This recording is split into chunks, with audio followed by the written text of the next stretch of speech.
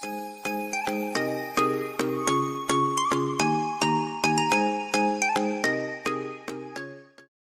Miss Emily with Miss Anita's Crafts. Today's craft involves a paintbrush and Santa. It is, of course, the famous paintbrush Santa ornament. And you know that the top of the paintbrush usually becomes the hat with some polka dots or something fun on there. We've got this metal part of the paintbrush that ends up being the brim of the hat with something soft and fuzzy on there. And then you have the beard down at the bottom, usually a couple of wiggly eyes. But I like gnomes, so I'm going to do my Santa paintbrush as a gnome. And I actually have a kind of a cool idea. I'm going to do a little spin on this. I'm going to do something different on the facial hair part of this gnome. So he's not going to have any eyes, of course. I got some cool idea for the fluff on the hat, which we'll talk about. And this is an old used paintbrush, so you can totally use your used brushes, but you could also buy new packs of these at the dollar store. I actually found 2 in a pack for $1 at the dollar store, which is now becoming the $1.25 store. So I got them while they were still $1, lucky me. But you can use your old brushes too, because then it gets a little specks of color in there, and with this one having a little bit of white in there, it might look like Santa's beard has gone gray. So that's kind of cool, and it doesn't even matter. You just whatever color you've got, because this part's going to get covered over. This part has some rust on it. The rest of it getting painted over. So let's get to work on painting our paintbrush. Now, if you were going to be saving the metal part of the brush that you wanted to show that for some reason, you would want to probably mark it off with some masking tape or something so that you didn't get it all messed up. But we're going to be covering over ours, so it doesn't really matter. I'm just going to make sure the whole top part, the wooden part, the handle of the brush is covered red. I'm going to avoid going in the hole there because I do want to put a little string in there when this is all done, and I don't want the string to get a bunch of wet paint on it as I'm pulling it through the hole. So I'm going to do all my sides and edges, and this part is pretty easy to paint. Because we're painting on wood, wood tends to cover pretty well with just one coat if you're doing a nice dark color like red. If it was white, you might need to do another coat.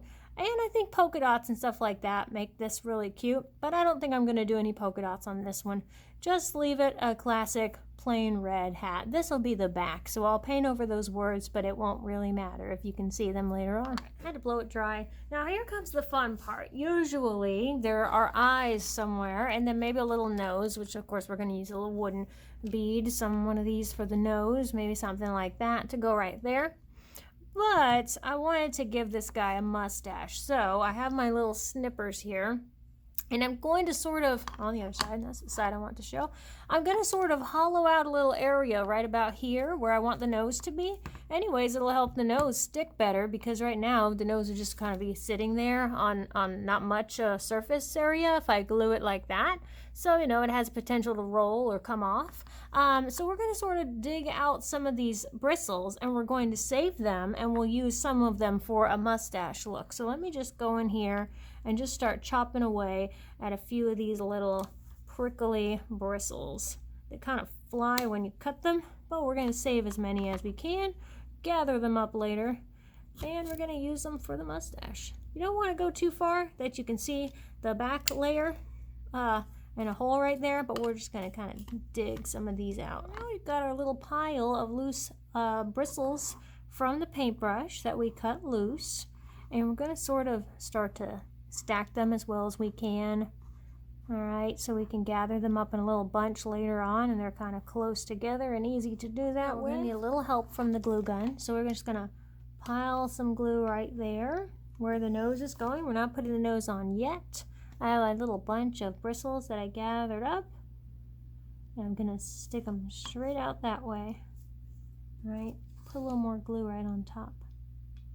Kind of help seal the deal.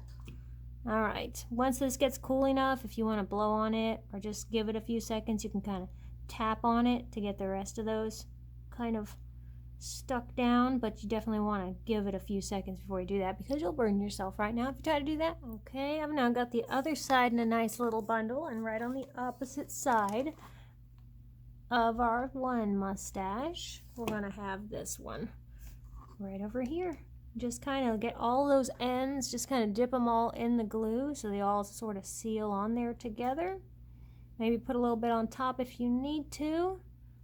Alright, they're pretty lightweight, so you don't really have to hold them. And if you give it like maybe 15 seconds and then blow on it, then you can kind of tap it down with your finger. So Make sure everything is sealed on there really good. And you can come and trim them up later if you want, but I really like them kind of wiry, sticking up like they are. Okay, so now we have this little hollowed out area where the mustache is sticking straight up, and we're going to stick our nose in there right about there. So let's just put some glue, and this will also help seal down any loose pieces that might still be kind of moving around in there. Okay, our nose is going on there just like that. That's really cool. I love that.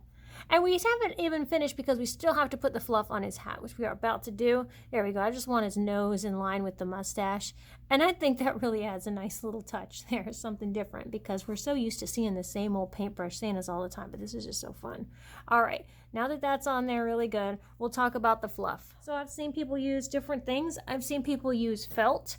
Just like a little strip, a little band of white felt where they would just wrap it around. That's okay. That's soft. You know, it gives it the softness you want, and it definitely covers over the whole metal piece of your brush. And I've seen people use pom-poms, you know, just kind of like a lot of pom-poms stuck all around it. On this one, because it has so much metal to cover, there'd be a lot of pom-poms or really big pom-poms, and I kind of don't like the look of it being like all separate little pieces. I feel like I want it to be all one piece.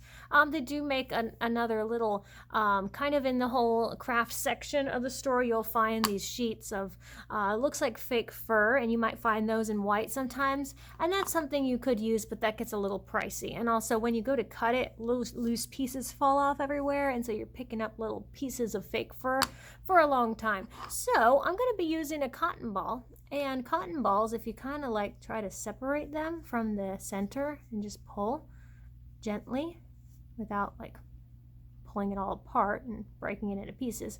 If you kind of let it naturally unravel, it kind of comes off in a nice little flat piece like this. So it's all rolled up in there.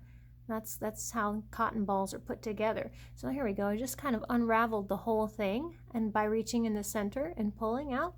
And this part will give us the fluff look that we're looking for. So we're going to put it right on there. And we're going to use some hot glue to glue it in place. I actually end up using two, so just in case I pulled apart a second one. This one had a lot more cotton on it, I think, than the other one. So we'll see. I might need to cut a piece of that off. But let's just start by kind of on the back, right over here. Let's just put some glue all up and down to get started. And then we'll just start wrapping it all around. Just like that. Just continue wrapping it, but watch out for those little prickly pieces of his mustache. You don't want to get that stuck on the cotton. There we go. Push it all the way down too, all the way to cover up where his eyes would be.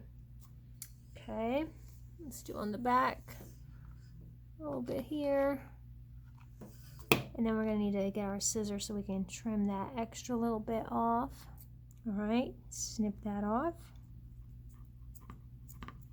You kind of pull it off, but if you were to pull it, you might be pulling pieces of the cotton and separating it all, so I want to cut it so that way we don't have any area that we're messing up like that. Put this little piece here, and the cool thing is the cotton all kind of blends together, so you can't really tell where you're piecing it together.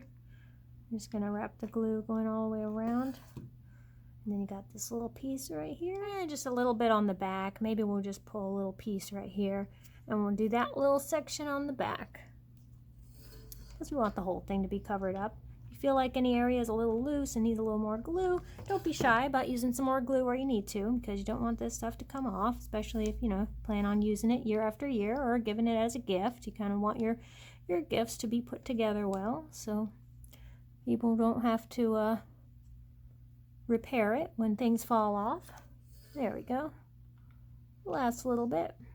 Right, now the last thing to do is just get ourselves a nice little decorative Christmassy string cut. You know, your ribbon, use your fancy ribbons, use your Christmas yarn, whatever you've got. This is a nice big hole at the top, so we'll be able to get this in there easily. And then you just bring your ends together, and this is a nice easy way to do a knot in one single step. You just put your ends together, make a loop, put the ends through the loop, and then kind of pull it right up to the edge, so that way you get as much space in the circle of string as possible. That way you can hang it from a branch and you don't have to fight it. And there he is. He's all done. I'm going to go stick him right on our little mini tree that we have in the studio right now because it's looking a little bare. It needs a few more ornaments. But I really like using the cotton ball on here. I mean, the fun part was the mustache. Definitely trying that out. I really like how prickly they are. And it just looks so natural. Like that really looks like hair. But also, when it is hair, it's camel hair or something. I don't know what they get it from, horses. I don't know. It's rough. But the cotton is my favorite part because it just sort of goes together so well. It gives it that nice little flat look while also looking fluffy and very, like a cloud. But also, it's way cheaper than using the pom-poms because you could probably spend $4 or $5 on a pack of all white pom-poms because otherwise you're picking through and you might get like 2 or 3 white ones in a bag of a multi-pack. So cotton balls are so cheap. You get like 200 for $1. So